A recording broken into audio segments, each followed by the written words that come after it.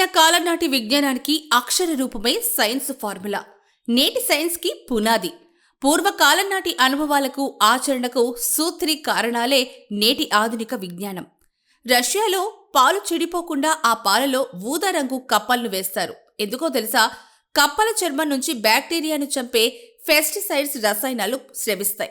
అందువలనే ఈ కప్పలను పాలల్లో వేస్తే ఆ పాలు చెడిపోకుండా ఉంటాయి. ఉభయచర జీవులైన కప్పలు చర్మం విడుదల చేసే రసాయనం బ్యాక్టీరియాని నిర్మూలించే శక్తిని కలిగుంటుంది. అలాగే ప్రమాదకర వైరస్ మరియు బ్యాక్టీరియాను చంపగల రసాయనాలను కూడా అవి స్రవిస్తాయి. సాల్మొనెల్లా స్టెపిలోకి ఆకస్ అని బ్యాక్టీరియాలో చంపగలిగే రసాయనాలను ఈ కప్పలు స్రవిస్తాయి. ఈ కప్పల్లో ఉన్న ఈ గుణమే ఆ తర్వాత చాలా యాంటీబయాటిక్ మందులను కనుగొనేందుకు దోహదం చేసింది. రష్యా, స్పెయిన్ దేశాల్లో రెఫ్రిజిరేటర్ కనుక్కునేదానికి ముందు పాలు చెడిపోకుండా పాలల్లో కప్పలను వేసే ఈ సంప్రదాయం ఉండేది.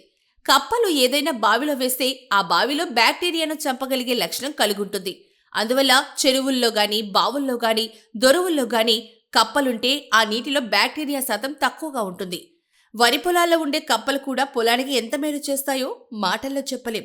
వరి కాండానికి హాని చేసే బ్యాక్టీరియాను వరి పొలాల్లో ఉండే కప్పలు తినేసి పైరుకు నష్టం కలగకుండా కూడా చూస్తాయి.